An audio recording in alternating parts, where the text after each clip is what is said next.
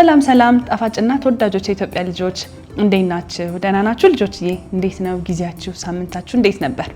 በጥሩ ሁኔታ እያሳለፋችሁ ነው? ትምህርታችሁን በአግባቡ እየተከታተላችሁ ነው? በጣም ጎበዝ ልጆች። እኔ ጋር የምንሰራውን ስራ እየሰራችሁ ነው? በጣም ደስ ይላል ልጆችዬ። እኔም ደግሞ ለእናንተ የሚሆኑ በየሳምንቱ ቆንጆ ቆንጆ ስራዎች ይዤላችሁ እየመጣሁ ነው።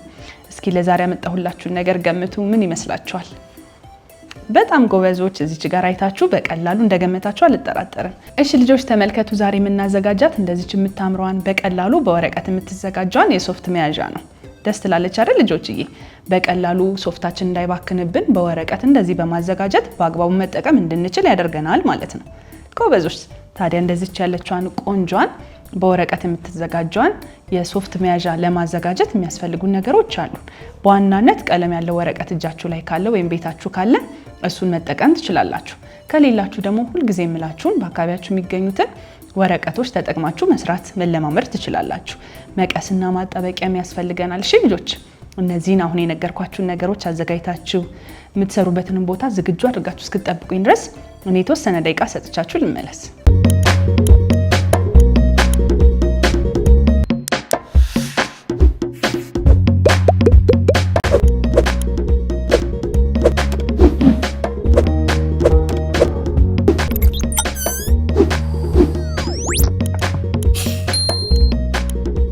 እሺ ልጆች ተመልሰናል። ዝግጁ ናችሁ?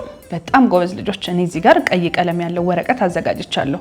በነገራችን ላይ እንደዚች ያለችዋን የሶፍት ካርቶን ለማዘጋጀት እዚህ ጋር የምታዩዋቸውን አይነት ቅርጾች 4 ያስፈልገናል። ስለዚህ እኔ ቀድሜ ሁለቱን አዘጋጅቼ መጥቻለሁ። ሁለቱን ደግሞ ከእናንተ ጋር እንሰራለን ማለት ነው። በቅድሚያ ወረቀታችንን ልጆች እንደዚህ እናደርግና ሁለት እኩል ቦታ እንደዚህ አድርገን ቆርጠን እናዘጋጃለን። ከዛም አንዱን ክፍል እዚህ ጋር እናደርግና አንደኛው እንዴት እንደሚሰራ በደንብ ላሳያችሁ። በመጀመሪያ ወረቀታችንን ሁለት እኩል ቦታ እንደዚህ የቆረጥነውን ክፍል እናጥፋለን። ቀድመን ያጠፍነውንም መልሰን እናጥፋለን። ሁለተኛ ጊዜ ማለት ነው። ከዛም በደንብ አጥፈን ከጨረስን በኋላ ከፈት እናደርገውና በዚህ በታጠፈበት በኩል ያለውን ክፍል ወደ ውስጥ ወደ መስመሩ ጋር በማምጣት ድጋሚ እናጥፋለን።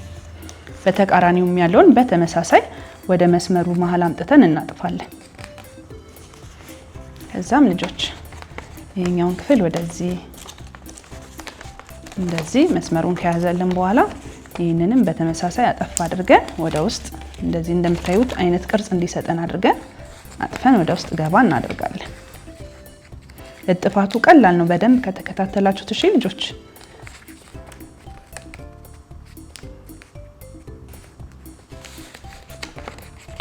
ያው እንደዚህ አድርገን በደንብ ካጠፍን በኋላ በተቃራኒው ያለውን እዚህ ጋር ያዘጋጀነውን የተረፈንን ክፍል ወደ መስመሩ በጀርባ በኩል እንገለብጥና ወደ መስመሩ ጫፍና ጫፉን በማምጣት መልሰን እናጥፈዋለን። ልክ እንደምታዩት ማለት ነው። አያችሁ? አሁን እንደዚህ አይነት ቅርጽ ማግኘት ችለናል። ቀስ ብለን እንደዚህ አጠፍ እናደርገዋለን። ያው በምታዩት መንገድ ሁለቱንም እኩል አጠፍ እናደርጋለን። ያው አሁን እንደዚህ የምታዩትን አይነት ቅርጽ ማግኘት ቻለን ማለት ነው። እዚህ ጋር ጥፋቱ ተመሳሳይና እኩል ካልሆነ ስለሚያስቸግራችሁ እኩል እንዲሆን አድርጋችሁ ጠፉት። አሁን የዚህ አይነቱን አዘጋጅተን ጨረስን ማለት ነው። በተመሳሳይ ደግሞ ሌላ 4 ስለሆነ የሚያስፈልገን እሱንም እናዘጋጃለን። ይሄንን የምታዘጋጁት ልጆች አሁን ባሳየኋችሁ መንገድ ነው። እሺ መጀመሪያ ሁለት እኩል ቦታ ይታጠፋል። ሁለት ቦታ የታጠፈው መልሶ ድጋሚ ሁለት እኩል ቦታ ይታጠፋል። ስለዚህ ከዛም ወደ መስመሩ አምጥቶ ማጠፍ ነው።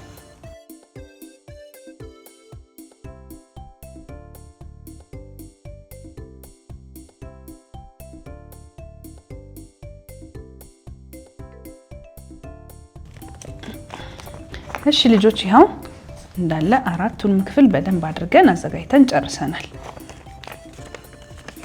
በደንብ ካለቀ በኋላ እንደዚህ እያንዳንዱን ክፍል በደንብ መታጠፉን ካረጋገጥን በኋላ ወደ መሰካካቱ መሄድ እንችላለን። በመጀመሪያ እነዚህን አንዱ ክፍል ውስጥ እያስገባን በደንብ አድርገን እናያይዘዋለን። እንደምታዩት እዚህ ጋር የታጠፉት ክፍሎች በቀላሉ ወደ ውስጥ ስለሚያስገቡ እንደዚህ አድርጋችሁ ማዘጋጀት ይቻላል። አያችሁ፣ በዚህ መንገድ ማለት ነው።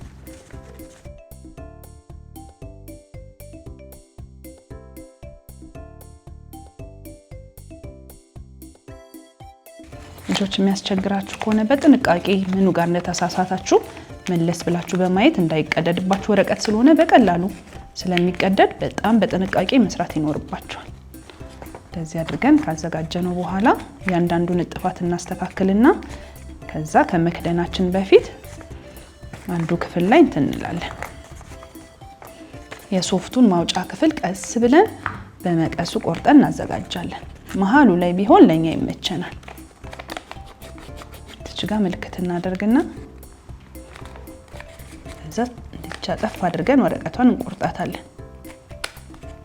አያችሁ፣ በዚች መንገድ ማለት ነው። አንደኛ ሁሉም አይበላሽብንም፣ በጥንቃቄ ከሆነ ደግሞ በቀላሉ ማዘጋጀት እንችላለን።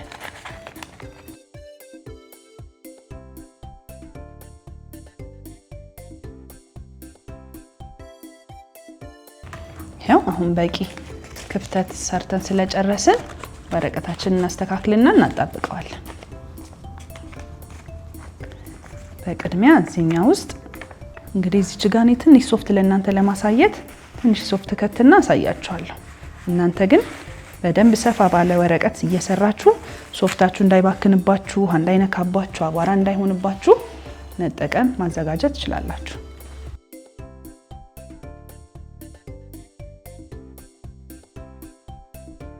እናደርግና በቅድሚያ የሶፍቱን ጫፍ እናወጣዋለን። ወረቀት ስለሆነ እንዳያስቸግረን አንዴ ጫፉን አውጥተን እናዘጋጃለን።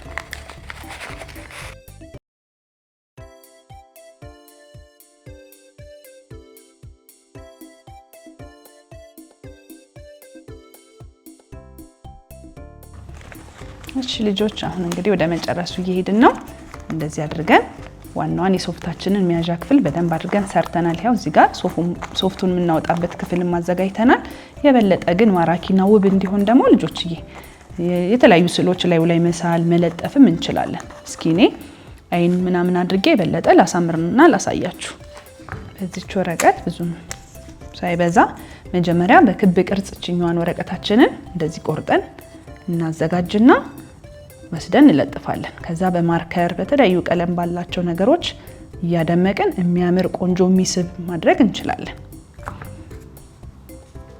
እዚች ላይ ማጣበቂያ እንደዚች አድርገን እንቀባና እስኪ የሚያምር ቆንጆ ነገር እንስራለት።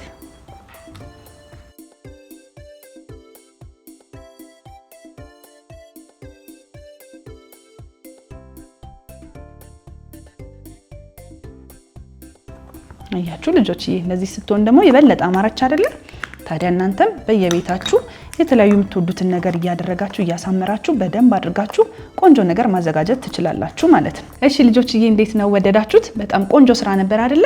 በጣም ቀላል ነው። ሁላችሁም የምትሞክሩት ስለሆነ በየቤታችሁ ጊዜ ሰጣችሁ ከወላጆቻችሁ ጋር ከጓደኞቻችሁ ጋር ሆናችሁ ሞክሩት። እሺ፣ በደንብ ደግሞ ተጠቀሙበት። በጣም ጎበዝ ልጆች። እንግዲህ ለዛሬ እንደዚች የምታምሯን ቆንጆዋን ስራ ነበር ይዤላችሁ የመጣሁት። በሚቀጥለውም ጊዜ ስንገናኝ እናንተ የምትወዱትን የምትሳተፉበትን አንድ ቆንጆ ስራ ይዤላችሁ እመጣለሁ። እሺ፣ እስከዛው ግን ራሳችሁን ጠብቁ፣ ትምህርታችሁንም በአግባቡ ተከታተሉ። በጣም ጎበዞች። ቻው ቻው ኢትዮጵያ ልጆች።